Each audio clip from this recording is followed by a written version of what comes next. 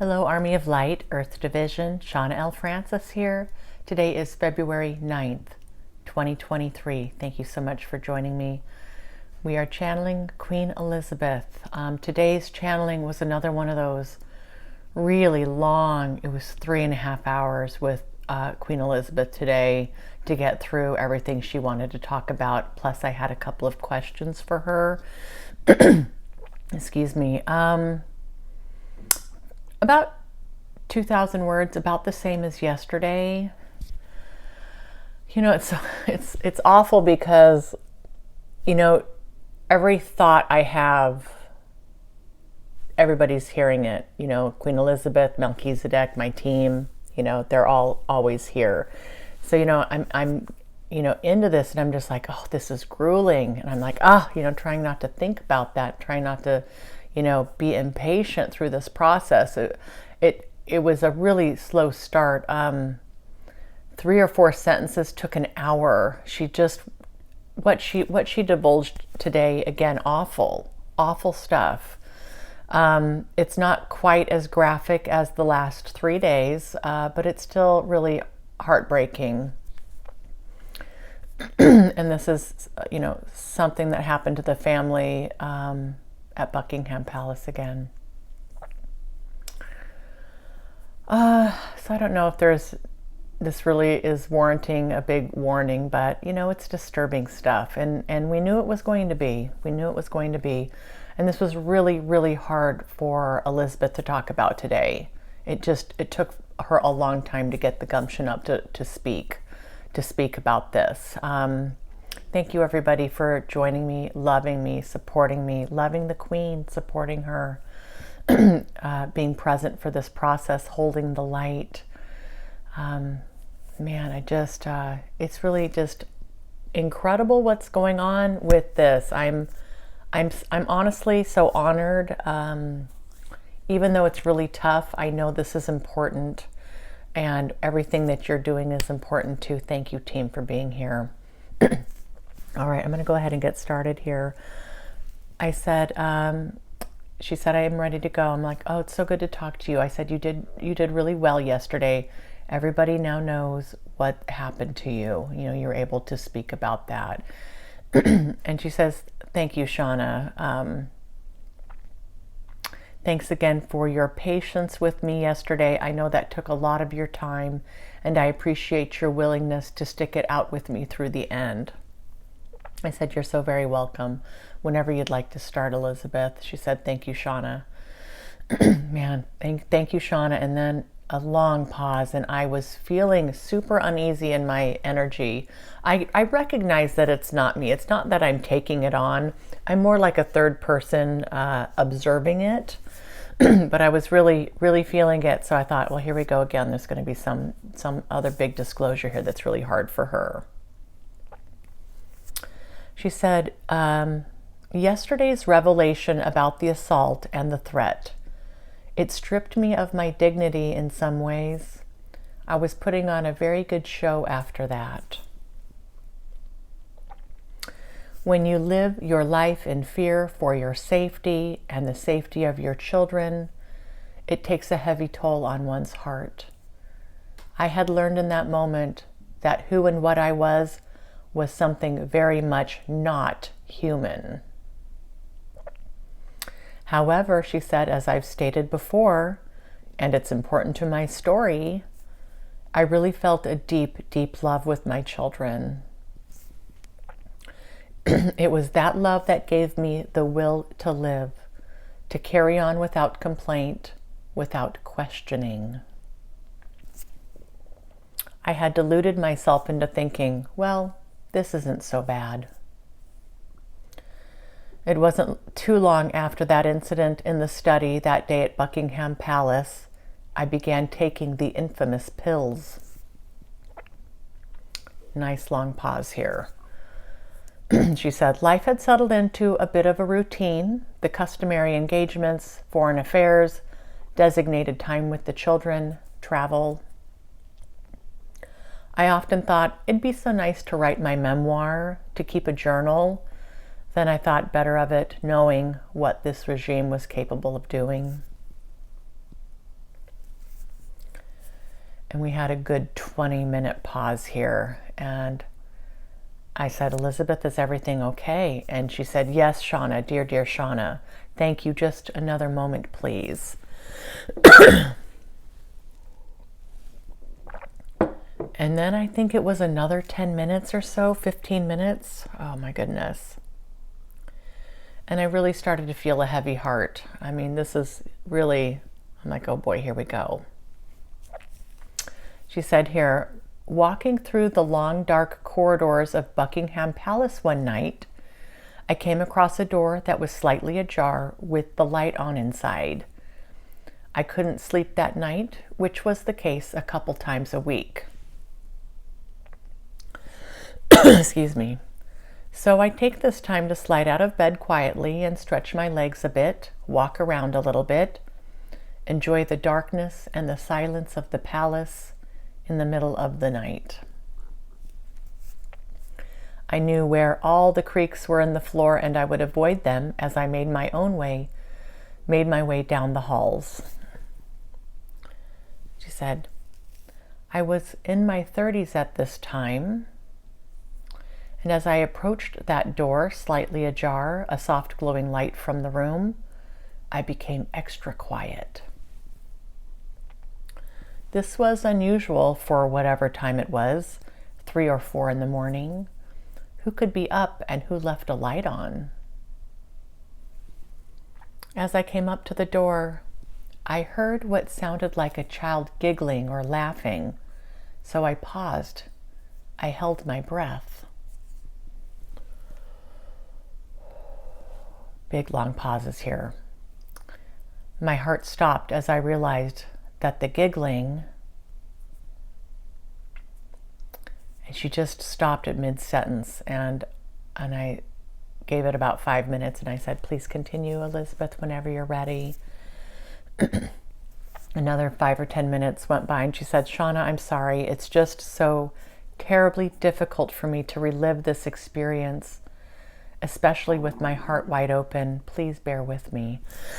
Excuse me. I said, certainly, Elizabeth, please take your time. And it was like another forever. And I'm like, excuse me, Queen Elizabeth, are you still there? So I was getting a little impatient, and I'm embarrassed to say that. She said, yes, Shauna, thank you for your patience. She said, I carefully and quietly peeked through the crack of the open door. And I said, then what happened, Elizabeth? What did you see? Just trying to kind of give her some gentle prompts forward. I know she wants to tell this story, just was having a really hard time doing it. And she said, I saw my husband Philip molesting our daughter. They were in a room that's normally reserved for the kids, their play area with books and toys. Philip is on his knees upright. Anne is in front of him. He has his hands on her under her pajamas. And a nice pause here. I said, I'm so sorry, Elizabeth. I said, what happened next? I opened the door with my mouth wide open, not knowing what to say. Anne noticed me first. Philip's back was to the door. When she saw me, she batted her dad's hands away, but didn't seem too alarmed until Philip stood up after seeing me in the doorway. When Anne saw my face, the shock on my face, and when she saw her dad stand up in a hurry and give me a cold stare, she ran to the corner of the room and knelt down as though she were hiding. Philip was also wearing his pajamas, and when he stood up, I could see that he was aroused. He opened his mouth as if to make an excuse, but when he saw my face, as I looked him up and down, he knew he had been caught. All the blood drained out of my face, while his face turned a deep shade of red. I was standing in the doorway. He couldn't leave, so he just stood there, flushed, while Anne cowered in the corner. I'm not sure how long we stood there looking at each other, me with my mouth open, him looking down at the floor with his arms crossed over himself. Excuse me. Excuse me. Eventually, he pushed past me, opened the door all the way, and left the room. I was left standing there looking at this poor, beautiful child of mine, crouched in the corner with her knees up to her chest, being so very quiet, not looking at me, her face to the wall, her face in the corner. I felt absolute rage start to course through my veins. I took a couple of deep breaths and decided to calm myself down so I could console my child. I didn't want her to feel bad or to think that I was upset. I didn't want her to think that she was in trouble. I slowly walked over to her. I said, "Darling, it's okay." I'm thinking, how long has this been going on? Is this the first time? Is this the only time? I prayed it was so. My poor little angel, come here into my arms. She stood up and I gave her a huge hug and I knelt down and I said, "Are you all right?" And she just looked down and nodded her head yes. "Why don't you come sleep with Mommy tonight?" I asked her. Philip and I were sleeping in separate quarters by this time.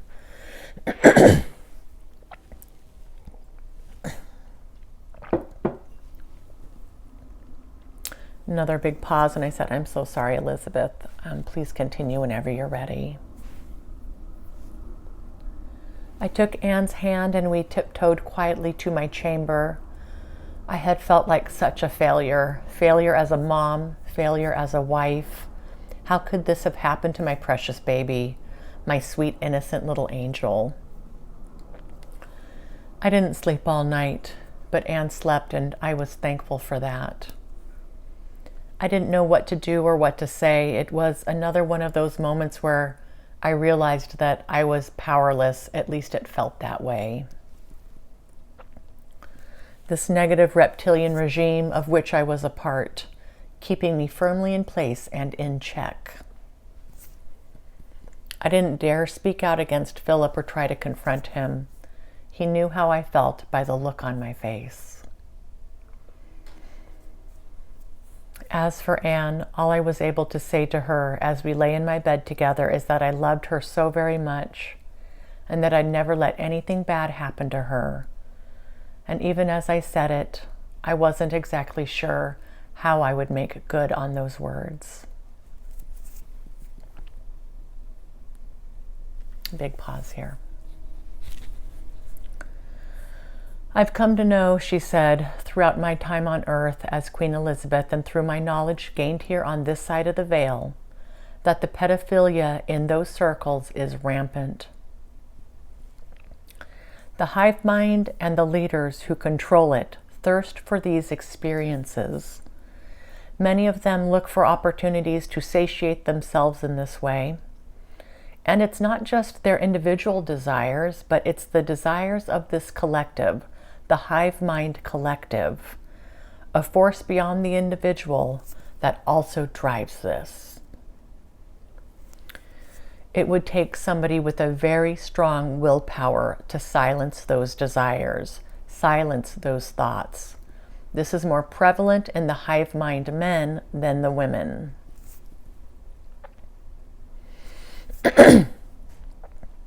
For me, personally, as Elizabeth, I felt very fortunate not to have had these inclinations. I had a very busy reign, but first and foremost, I was a mother with a deep, unconditional love for my children.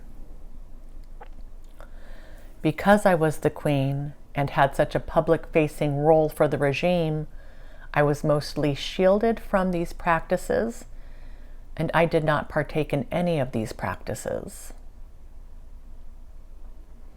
From where I sit now, she said, I could see that it would have been a very big liability for the entire monarchy if I were to have been participating in that way. They kept me busy with other things as this happened in the background. I was disgusted by these practices, but at the same time I felt powerless to do anything about it. This was the hive mind in control. And she had a pause there, and I said, Elizabeth, can I ask a question, please? And she said, certainly, Shauna. I said, was Prince Philip a negative reptilian human plugged into the hive mind? And she said, yes, Shauna. He was playing a role just as I was. There's that. I said, Elizabeth, did he always know that he was part of the negative reptilian bloodline? Were you? I said, I'm not really clear on when you understood that you were part of the negative reptilian hive mind. She said, thank you, Shauna. It's a little hard to explain, and it's also hard to understand. There's just a background knowing, and it's something that begins to take more form as you reach puberty. As you begin to grow into an adult, there's a sense of duty there. There's just an alignment with something much larger than yourself. There's an overall feeling that you are very important, meant for something much greater than the average person. And there was another pause, so I took this opportunity to clarify here. I said, Elizabeth, I'm sorry to interrupt, but at one point, are you literally knowing that this is reptilian in nature? How do you know this? How are you made aware of this, that there is a reptilian, off-planet, non-human presence that's helping to control all of this? She said, simultaneously, you are relating to yourself as a human and also as a reptilian. And through the control of the hive mind, it's understood that you don't talk about the reptilian aspect of you, but yet it's always there, guiding and directing and influencing. It's a simple knowing and also an acceptance of this. You understand yourself to be different, almost like a hybrid. You are acutely aware of its presence in your life, even though you may not be fully consciously aware of the influence it's wielding. I said, thank you so much for that, Elizabeth. I said, is there anything else that you'd like to talk about today? She said, once again, Shauna, thank you so much for your patience and your efforts to help me speak about these experiences. I said, you're so very welcome, Elizabeth. She said, this feels complete for me today. I said, okay. All right. I said, I'll talk with you tomorrow. Okay, team. So there's that today. Pedophilia rampant in this group of people. Human negative reptilians being conforming to the hive mind control. Okay, it's late. I'm gonna go and have some dinner. I'm sorry, team. This stuff's really awful. I hope you're doing okay.